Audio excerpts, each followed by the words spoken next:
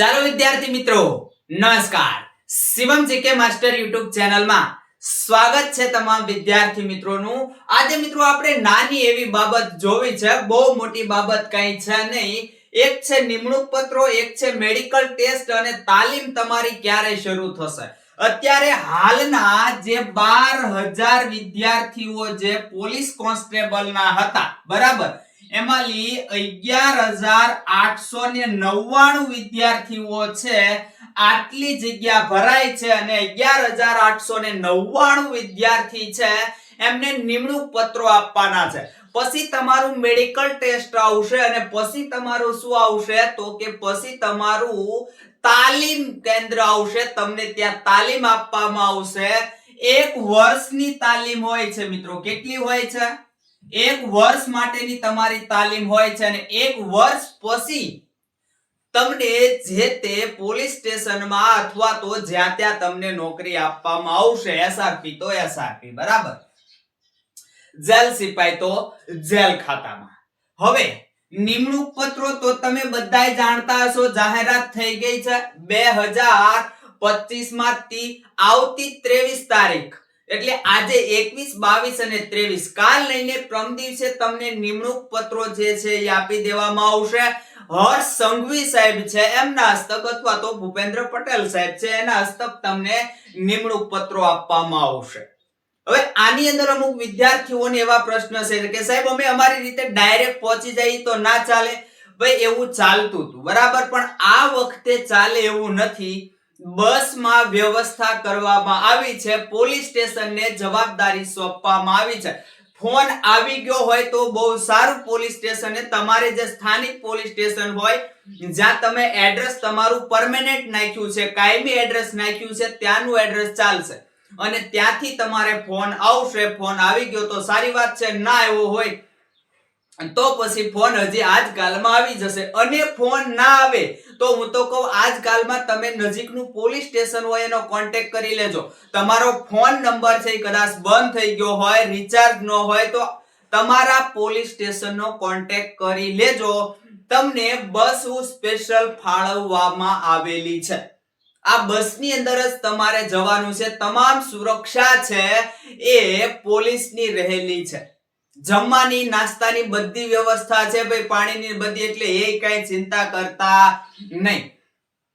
હવે જે નિમણૂક પામે છે પોલીસ કોન્સ્ટેબલની અંદર નિમણૂક પામે છે તો એમને મેડિકલ ટેસ્ટ ક્યારે આવશે તો તમારું મેડિકલ ટેસ્ટ અંદાજે જાન્યુઆરી મહિનાની અંદર આવશે. મેડિકલ ટેસ્ટ છે એ મિત્રો છેલ્લે આપણે 2 વિડિયો મેકીએ છીએ. અગાઉના વિડિયો ઉતારેલા છે એ મેકી દઉં છું, જોઈ લેજો. મેડિકલ ટેસ્ટ ની અંદર તમારે કેવું હશે, કયું ધ્યાન રાખવાનું, બસ બીજું કાઈ હોય નહીં. મેડિકલમાં કોઈ બીતા નહીં, મેડિકલમાં બધા પાસ થઈ જાવ. મેડિકલ ખાસ એવું પોલીસનું કાઈ હોતું નથી.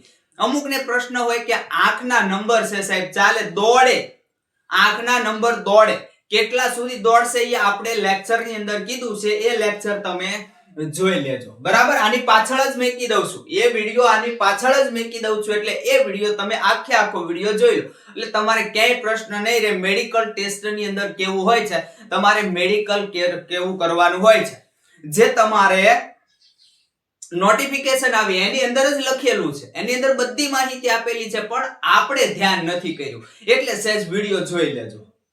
આ તમારું મેડિકલ ટેસ્ટ ક્યારે તો કે જાન્યુઆરી ની અંદર આવી શકે અને તાલીમ તમારી ફેબ્રુઆરી ની અંદર શરૂ થઈ જશે. ઘણા બધા વિદ્યાર્થીઓનો પ્રશ્ન એવો હતો કે સાહેબ નિમણૂક પત્રો તો અમને 12મા મહિના 23 તારીખે આપી દેશે તો અમને મેડિકલ ટેસ્ટ ક્યારે આવશે અને બોલાવી ક્યારે લેશે? આ તાલીમ માટે બોલાવશે એટલે અમને બોલાવી ક્યારે લેશે, બરાબર? તો બોલાવી તમને ક્યારે લેશે? ફેબ્રુઆરી ની અંદર તમારી નોકરી શરૂ થઈ જશે. પગાર બાબતે પણ વિડિયો તમને સરસ મજાનો બનાવીને આપેલો છે, કઈ રીતનો તમારો પગાર હોય, બરાબર. ચાલો આજે પગાર જે છે તમારો પગાર, આ પગાર ભથ્થા બાબતે પણ વિડિયો પાછળ મૂકી દઉં છું. એ વિડિયો પણ પાછળ મૂકી દઉં છું, એ પણ જોઈ લેજો. તમારો પગાર કેટલો હશે, શરૂઆતમાં પગાર કેટલો હશે, પછી તમારો પગાર કેટલો થશે, તમને ભથ્થા કેટલા મળવા પાત્ર છે, કયા શહેરમાં કેટલા મળશે, આ તમામ માહિતી આપેલી છે. ચાલો એ વિડિયો પણ પાછળ મૂકી દઉં છું, એ પણ જોઈ લો. તમને પગાર ભથ્થા પણ કેટલા મળવા પાત્ર છે. બરાબર. આના વિશેષ હવે મને એમ છે કે કંઈ પણ પ્રશ્ન હવે વિશેષ તમારે ના હોવો જોઈએ. આટલા જે છે એ પણ લેક્ચર છે કે ભાઈ કઈ નોકરી સારી મળે, તો હવે તમને જે કઈ નોકરી મળી એ સારી પડે. હવે કઈ એમાં કે ભાઈ યુપીસી બિન હથિયારી, બરાબર, પછી કે એપીસી હથિયારી, જેલ સિપાઈ, પછી એસઆરપીએફ. હવે કઈ નોકરી સાહેબ સારી પડે? જે મળી ની સારી પડે. બરાબર, સ્વીકાર લેજો, જે મળે ની સારી જ પડે ભાઈ, બધી સારી પડે. નથી મળી એના કરતા જે મળી ગઈ એ સારી. બસ મિત્રો, વધારે કઈ કહેવું નથી. હવે લેક્ચર જોઈ લો. એક તો તમારું મેડિકલ ટેસ્ટ કઈ રીતે થશે, મેડિકલ ટેસ્ટ ની અંદર કઈ કઈ બાબતોનું ધ્યાન રાખવું, અને તમારી તાલીમ છે, બરાબર, આ તાલીમ, તો તાલીમ કેટલા સમયની હોય, પગાર ભથ્થું ખાસ જોઈ લો. પગાર ભથ્થું કેટલું છે, કઈ રીતનું હોય છે, એ પણ ખાસ તમે આ છે એ વિડિયોની અંદર જોઈ લો. આજનો આપણો લેક્ચર કયો છે? તો આજનો લેક્ચર આપણો મેડિકલ ટેસ્ટ માટેનો છે. હવે તમારે મેડિકલ ટેસ્ટ આવશે. કાઈ કોઈ વિદ્યાર્થી મૂંઝાશે નહીં. મેડિકલ ટેસ્ટ કઈ રીતના થશે, શું કરવું, શું ના કરવું, તમે રિજેક્ટ થશો કે નહીં, સંપૂર્ણ વિગત અહીંયા તમને આપી દઉં છું. ધ્યાનથી સાંભળજો. બરાબર. મેડિકલ ટેસ્ટ ક્યાં થાય? તો કે તમારું જે સરકારી હોસ્પિટલ હશે, જિલ્લાનું સર્ટી હોસ્પિટલ, માનો કે ભાવનગર, તો કે લાલ દવાખાના, બરાબર, સર્ટી હોસ્પિટલ. તો જે તમારું મેડિકલ ટેસ્ટ જે તમારું જિલ્લાનું દવાખાનું હશે ત્યાં થશે, જેને કહેવાય ફિટનેસ સર્ટી. તમારે ફિટનેસ સર્ટી ત્યાં રજૂ કરવું પડશે ભરતી બોર્ડને. બરાબર. આ ફિટનેસ સર્ટી તમને ત્યારે કાઢી દેશે કે આટલો ટેસ્ટ થશે, ત્યાં તમારે આટલો ટેસ્ટ થશે. પ્રથમ બ્લડ ટેસ્ટ, તમારો લોહીનો રિપોર્ટ થશે. લોહીના રિપોર્ટની અંદર કોઈ જો ગંભીર બીમારી ના હોય કે જે કાયમી હોય, કદાચ આપણને ખ્યાલ ન હોય પણ અમુક હોય ભાઈ, કાયમી બીમારી હોય તો એ રિજેક્ટ થવા પાત્ર છે, તો કદાચ રિજેક્ટ થાય. પણ અહીંયા મોટે ભાગે કોઈ વિદ્યાર્થીઓને કઈ તકલીફ થતી નથી, કારણ કે કાયમી બીમારી હોય તો અત્યાર સુધી તમે એમ નામ હોવ નહીં. બરાબર. એટલે ટીબી છે, પછી કઈ એચઆઈવી છે, બ્લડ કેન્સર છે, જો આવા કાયમી રોગ હશે તો તમે કેન્સલ થશો, બાકી કાઈ તકલીફ થવાની નથી. જ્યારે તમે મેડિકલ ટેસ્ટ કરાવવા જાવ છો, કાઈ બીવાન નહીં, બિંદાસ મેડિકલ ટેસ્ટ કરાવજો. પછી સીટી અને એક્સરે, એક સીટી સ્કેન કરાવવાનું હોય અને એક્સરે લેવાના હોય. એક્સરે શું કામ ભાઈ? તો કે શરીરની અંદર કઈ ભાંગ તૂટરો નથી ને, બરાબર. પછી સીટી મગજ માટે આવે, આખા શરીર માટે આવે. આમ તો આખા શરીરની અંદર ભાંગ તૂટ આ એક્સરે અને સીટી દ્વારા જોવામાં આવે, એટલે કે સીટી સ્કેન દ્વારા જોવામાં આવે. હવે મગજની બીમારી જે છે, માનો કે આવું ગાંઠપણ કોઈ ગાંડા કાઢતું હોય તો એ શેની અંદર આવે? સીટી ની અંદર, કે ભાઈ આ મગજથી અસ્થિર છે.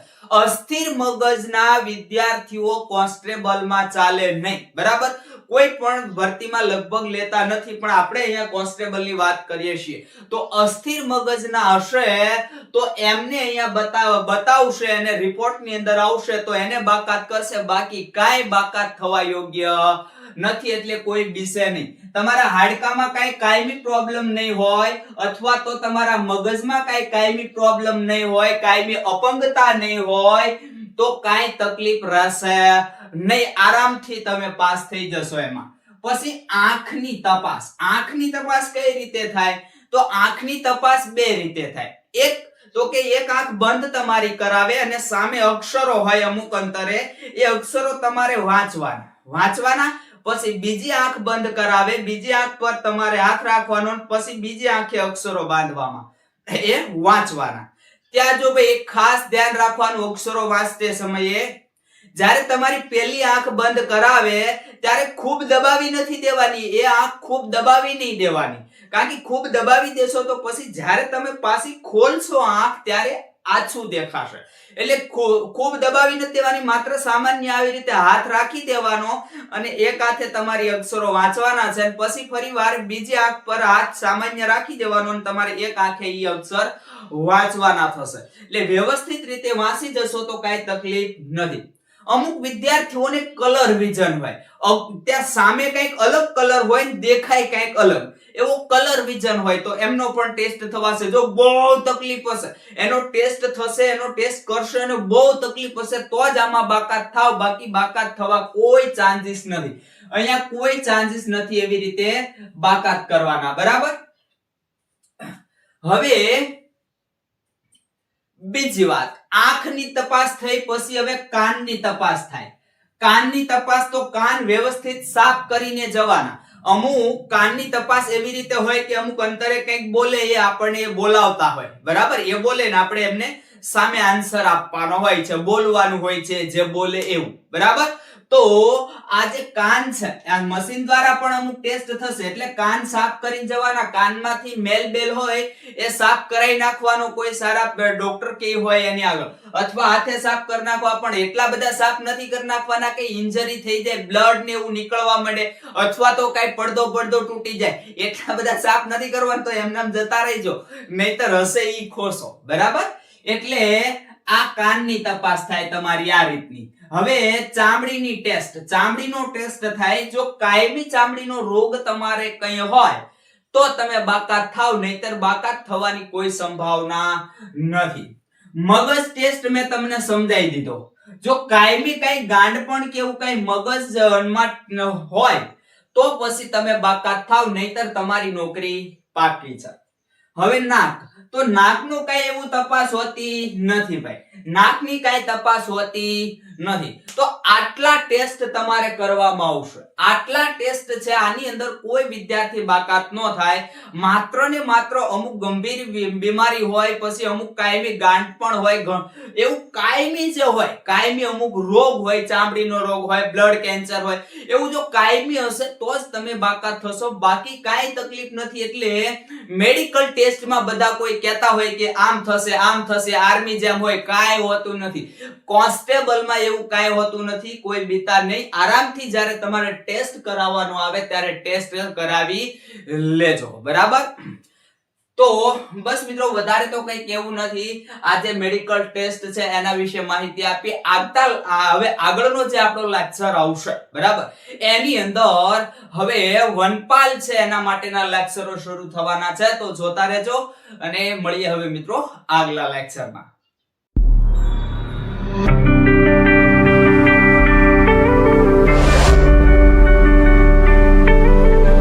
આજે મિત્રો આપણે જોવું છે શારીરિક ખામીઓ, જેને તમે ડોક્ટરી કહો છો. આ ડોક્ટરી વિશે જોવું છે કે ભાઈ કેવી કેવી ખામીઓ હોય તો ડોક્ટરીમાં તમે અનક્વોલિફાઈ થઈ શકો છો. જો પહેલા ચોખવટ કરી દઉં છું, આ ડોક્ટરી છે, એ ડોક્ટરીની અંદર ક્યાંય મૂંઝાવા જેવું નથી. તમે જો ગ્રાઉન્ડની અંદર પાસ થાવ તો ડોક્ટરીમાં ક્યાંય મૂંઝાતા નહીં. ડોક્ટરી એવી છે કે અમુક ડોક્ટરી એવી છે કે એની અંદર જો તમે એક ખામી ધરાવતા હોય તો તમારથી પહેલા તો આ ગ્રાઉન્ડ જ ના થાય. બરાબર. જો આપણને જે નોટિફિકેશન આપેલી છે 2022 ની જે નોટિફિકેશન આપેલી છે એની અંદર 7મા નંબર ઉપર આપેલું છે, અને 7મા નંબર ઉપર પહેલા નંબર ઉપર આપેલું છે કે ઉમેદવાર નીચે મુજબની શારીરિક ખામીઓ ધરાવતા હોય તો તેઓને શારીરિક રીતે અયોગ્ય ગણવામાં આવશે. બરાબર. કેવી કેવી ખામીઓ? તો કે ભાઈ પહેલી નોકની. બરાબર. નોકની એટલે કે અંદર કે બહાર તરફ વળેલા પગ. જો અહીંયા ફોટો તમને આપ્યો છે, પગ જે છે એ તમારા આવી રીતે બહારની તરફ અથવા તો અંદરની તરફ આવી રીતે પગ વળેલા હોય તો આ તમારી નોકની ખામી ગણાય. બરાબર. હવે તમે જુઓ તો અહીંયા નોકની ખામી ગણાય. આવી રીતના પગ હોય એનાથી ગ્રાઉન્ડ થાય ખરું? એ પોતે જ ગ્રાઉન્ડ ના કરતા હોય એટલે મૂંઝાવાની જરૂર નથી. બીજી પિજિયન ચેસ્ટ. બરાબર. પિજિયન ચેસ્ટ. પિજિયન ચેસ્ટ કોને કહેવાય? તો કે ભાઈ વધારે બહાર અથવા અંદરની તરફ છાતી.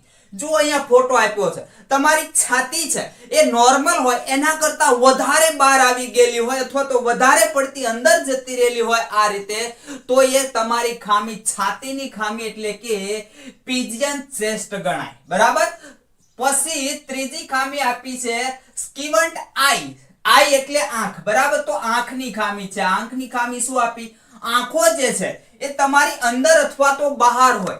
આંખો જે છે, આ આંખોની કીકી છે, કીકી આમ અંદરની તરફ બંને જતી રહેલી હોય અથવા તો બહારની તરફ આવતી રહેલી હોય આવી રીતે. બરાબર. તો એ આંખની ખામી ગણાશે. પછી ચોથી ખામી ફ્લેટ ફીટ, પગની ખામી. જો અહીંયા ચિત્ર પણ તમને આપ્યું છે અને સમજાવું છું. પગનું તળિયું ફ્લેટ હોય. બરાબર. એટલે કે પગ જે છે એ પગનું તળિયું તમે જુઓ તો સહેજ અહીંથી જગ્યા હોય. બરાબર. આપણા પગના તળિયે સહેજ જગ્યા હોય છે, ખાડા જેવું હોય, એ ના હોય. અને તમારા પગ જે છે આવી રીતે ફ્લેટ એટલે કે સીધો પગ હોય, આંગળા, પાની અને વચ્ચેનો ભાગ સીધો આવી રીતે હોય, તો એ ફ્લેટ ફીટ કહેવાય. બરાબર. શું કહેવાય?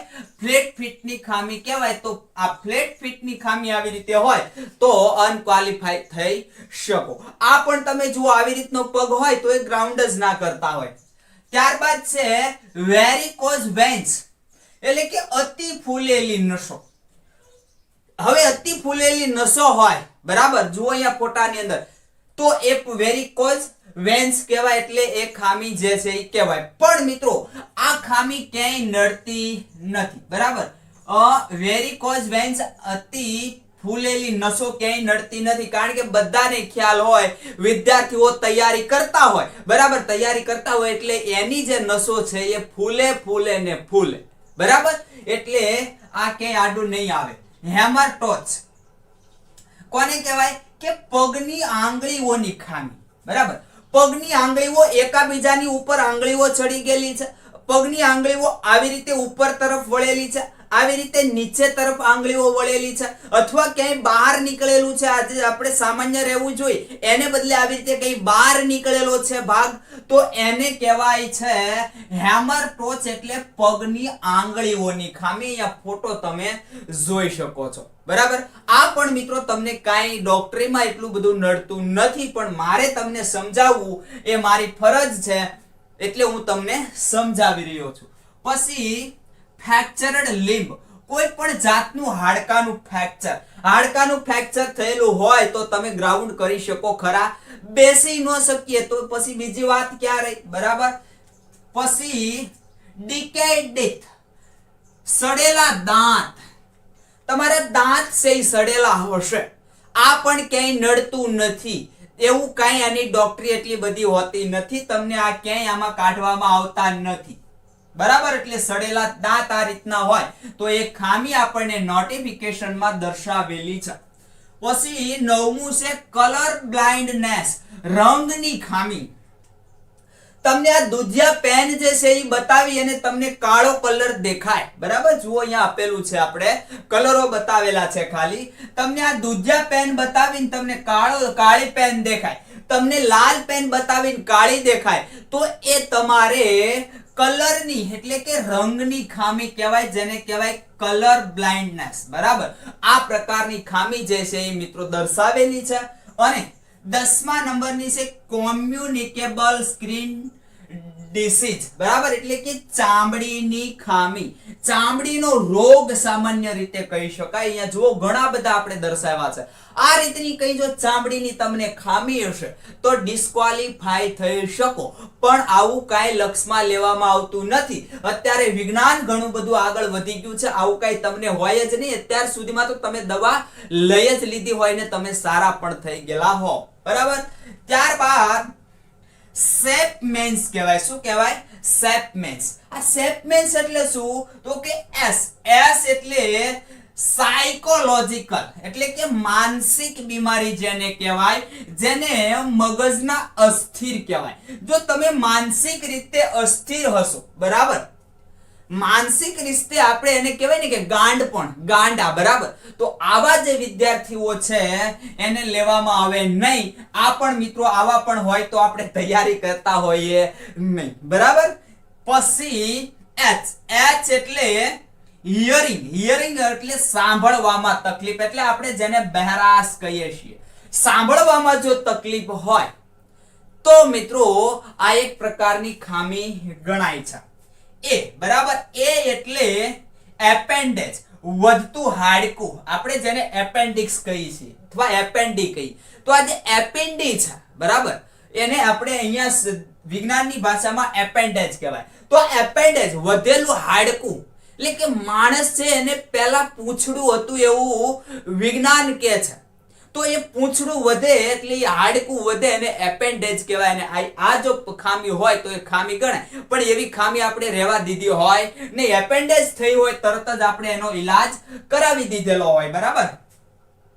પછી physical capacity for normal work, એટલે શું ભાઈ કે physical capacity for normal work. Forest ગાર્ડનું જે તમને કામ કરાવવાનું છે એ કામ કરવા માટે તમે ફિઝિકલ રીતે અયોગ્ય છો, તમે કામ કરી શકો એમ નથી, તો આ તમારે એક પ્રકારનું શું કહેવાય, ખામી કહેવાય. ડોક્ટરની અંદર ખામી ગણાશે. સામાન્ય વર્ક જે છે, સામાન્ય કાર્ય છે એ તમે કરવા માટે સક્ષમ હોવા જોઈએ. અને ઈ એટલે આઈસાઇટ એટલે આંખની કીકીની ખામી. આંખની કીકીઓ છે, બરાબર, એ કીકી છે આંખની, એ કીકીની અંદર કંઈક ખામી હોય, જો અહીંયા દર્શાવેલી છે, એની કલરની ને ઘણી બધી ખામી હોય. તો આ રીતે જો આંખની કીકીની અંદર, સામાન્ય કીકીની અંદર જો ખામીઓ કઈ હશે, બરાબર, તો એ શું ગણાશે, આઈસાઇટ ગણાશે. આ એક પ્રકારની ખામી ગણાશે. આઈ એટલે મતલબ કે સામાન્ય વ્યવસાયિક કાર્ય કરવા માટે ઉપર દર્શાવેલ દરેક ક્રિયાઓ માટે બધી રીતે સંપૂર્ણ રીતે અયોગ્ય હોવો જોઈએ. અયોગ્ય નહીં, યોગ્ય હોવો જોઈએ, બરાબર. શું હોવો જોઈએ, યોગ્ય હોવો જોઈએ. આ જે કઈ તમને બધું દર્શાવ્યું છે, બરાબર, એમાંથી કઈ ખામી ન હોવી જોઈએ. અને કાર્ય એટલે કે કામ કરવા માટે તમે યોગ્ય હોવા જોઈએ, એમ આ છેલ્લું કે છે. હજી કહું છું મિત્રો, આ ખામીઓ જે છે એમાં મૂંઝાવાની જરૂર નથી. એટલી બધી ડોક્ટરી કઈ હાર્ડ આવતી નથી, એમાં કોઈને કાઢતા નથી. અને અમુક ડોક્ટરી છે, બરાબર, છાતી છે, પગ છે, ફ્લેટ ફીટ છે, આવું જો હોય તો મિત્રો તમે ગ્રાઉન્ડ જ કરી શકવાના નથી. એટલે એ કઈ તકલીફ નથી. એટલે અહીંયા કોઈએ મૂંઝાવાની જરૂર નથી. પણ મિત્રો કદાચ જો આવું તમારી સાથે થયું તો મિત્રો આપણને 2022 ની નોટિફિકેશનમાં આપેલું છે. એટલે આપણને મિત્રો ત્યાં ખોટું લાગવું જોઈએ નહીં કે મને આની અંદર ડોક્ટરીમાં આવી રીતે કાઢ્યો. તો આપણે પહેલેથી જ આપેલું છે, આપણે એની અંદર સુધારો લાવવો પડે. વિજ્ઞાન ખૂબ આગળ વધી ગયું. આમાંથી કોઈ પણ ખામી તમારે હોય એટલે વિજ્ઞાન ખૂબ આગળ વધી ગયું કે સોલ્યુશન એનું કરી જ દીધું હોય અત્યાર સુધીમાં. તો મિત્રો અહીં સુધી રાખીએ છીએ. આ હતી તમારી ડોક્ટરી અથવા તો શારીરિક ખામી.